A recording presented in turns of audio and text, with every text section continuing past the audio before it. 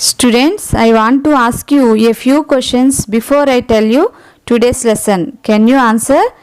Which season do you like most? We have summer season, winter season, rainy season. In those seasons, which season do you like? Which months do you have rains? Where do you get good drinking water? And where do you get salty water? Can you answer that? Okay. Now let us learn about the formation of clouds, rainfall and winds in our favorite rain and rivers lesson today. Rain and rivers. All life on the earth is very crucially depend upon water. As you know, over 70% of the earth's surface is covered with water. We depend upon water for growing crops. Let us see the formation of rainfall, sun, clouds. After the unbearable heat of April, May and June comes the rainy season, which lasts for few months. Do you know what causes rains? Where do the rain-bearing clouds come from?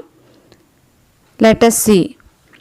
Pranavi woke up early in the morning. She needed to take bath in hot water. So, she heated water in a dish over fire. As the water heated up, water vapor touched the lid, and with the help of outside cool air, vapor becomes water drops and stuck to the lid of the dish. When she removed the lid, some of water drops fell down into the dish.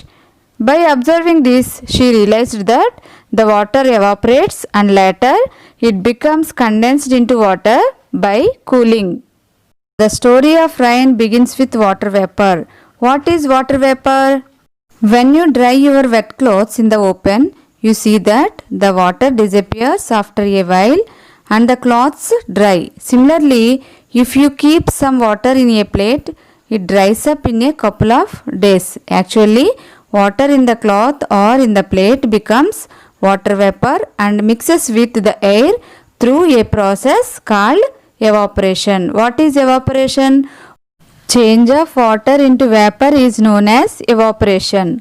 The process in which water vapor changes into water is called condensation. Clouds are tiny droplets of water hanging in the air above. What are clouds? Clouds are tiny droplets of water hanging in the air above. These are called clouds. We learned about three things. One is evaporation, condensation and clouds. Students, answer the below questions. In which season evaporation happens mostly? In which season evaporation happens mostly? Whether the water evaporates more during the day or more at night? What do you think? Another question. Where does evaporation most likely take place? Plants or oceans? Evaporation mostly take place from oceans. Evaporation happens mostly in summer season. The water evaporates more during the day than the night time. Now coming to the topic, formation of clouds and rain. When the water vapor rises with hot air and reaches high up in the sky, it gets cooled. This is because it gets cooler as we rise above the surface of the earth. With the cooling, water vapor is transformed into tiny water droplets. These droplets gather around minute dust or smoke particles in the air and gradually increase in size. These small drops of water gather to form the clouds. The clouds continue to rise upwards to get cooler and more droplets are formed, and the droplets get together to form bigger drops. As they get heavier, it gets more and more difficult for them to remain in the air, and so they begin to fall as raindrops. Now let us learn about water cycle. Water cycle, the process of water evaporating from the seas, forming clouds in the sky, coming down as rain, flowing down the slopes on land in the form of rivers, and finally joining the sea is called the water cycle.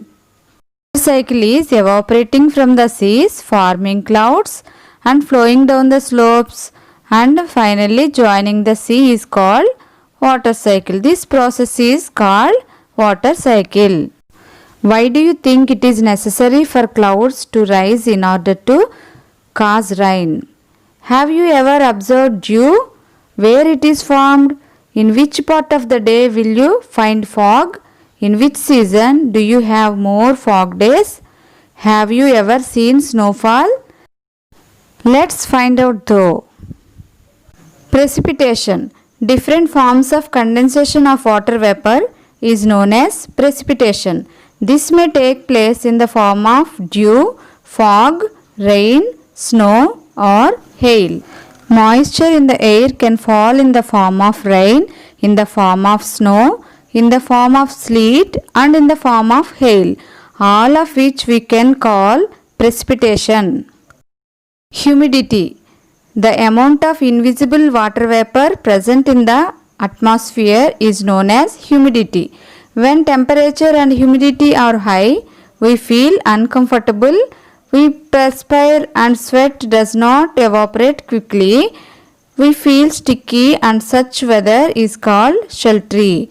It is known as humidity. In another way, humidity is invisible water vapor present in the air is known as humidity. Students, now let's learn about winds and clouds. Since evaporation takes place all over the earth's surface, clouds are also being formed all over. However, it is on the surface of oceans that maximum evaporation and clouds formation takes place. All oceans are vast water bodies extending up to thousands of kilometers. As a result, it also rains very heavily on the oceans. Clouds also travel inlands for thousands of kilometers to bring rain to us. Do you know what brings them deep inlands? These are called winds. These winds come all the way from the Arabian Sea and the Bay of Bengal and they transport the rain clouds. They are called monsoon winds. They are also called southwest monsoon winds as they blow from that direction. These winds blow only in the summer season. There are two arms of the monsoon winds. One blows from the Arabian Sea and the other from the Bay of Bengal. The mountain ranges like the Western Ghats in the path of rain bearing wind cause them to rise. Rising air cools down and water vapor condenses faster. Further ascent leads to rainfall. This type of rainfall is common in the mountain regions. However, when the clouds descend on the other side of the mountain range happens, what will happen? When they reach Rayalaseema, they become dry and give very little rain. The southwest monsoons, however, brings much rain to the Telangana districts as the winds again rise over the eastern Ghats. When the southwest monsoons sets around the beginning of June, the winds carrying the clouds also reach Andhra Pradesh. These winds reach Rayalaseema district of Chittoor and Kurnool first.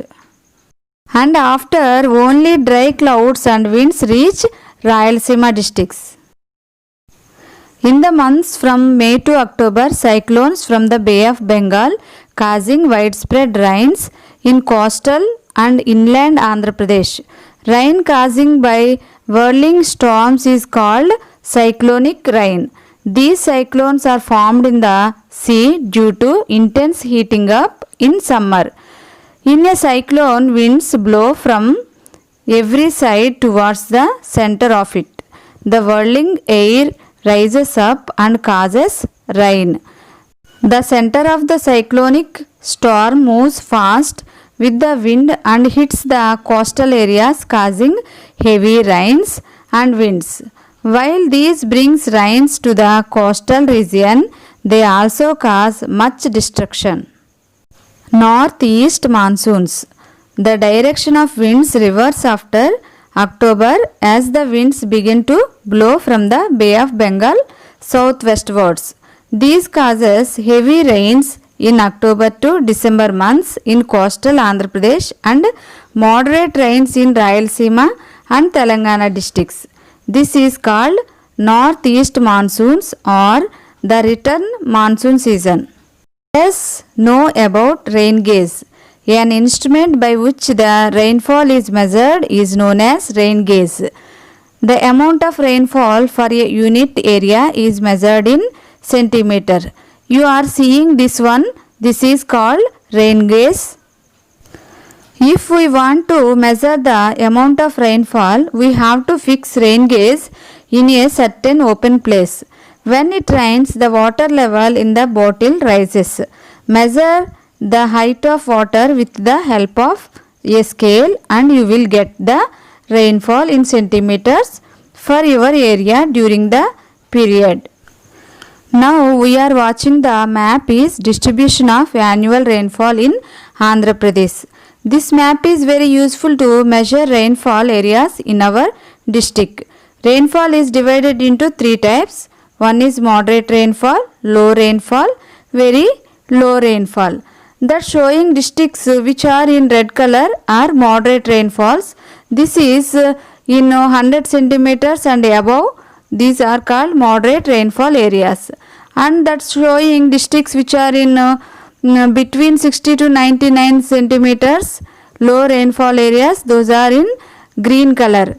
And below rainfall, very low rainfall areas are below 60 centimeters. Those are in yellowish color. Let us know about some districts. Let us see Srikakulam district. It is in red color so that it is in moderate rainfall area which has 100 centimeters and above rainfall. And then if we take Prakasam district, it is showing more in green color. So Prakasam district is in low rainfall area we can say. And after we look at Nellore district, we can say this is moderate rainfall area because it is appears in more red in color. So it is moderate rainfall area. Finally, when we looking at Anantapuram district, it appears more in yellowish color. So it has very low rainfall area. Thus we know rainfall areas. Students, I am giving you some questions. Try to answer them on notes. First question, what is known as change of water into vapor? What is known as change of water into vapor? Second question, what is called precipitation? Third question, what are winds blowing over the Arabian Sea? Winds blowing over the Arabian Sea, what are those? What is device that measure rainfall? Draw a map of Andhra Pradesh and mark your district. Sixth question, locate highest rainfall places in Andhra Pradesh.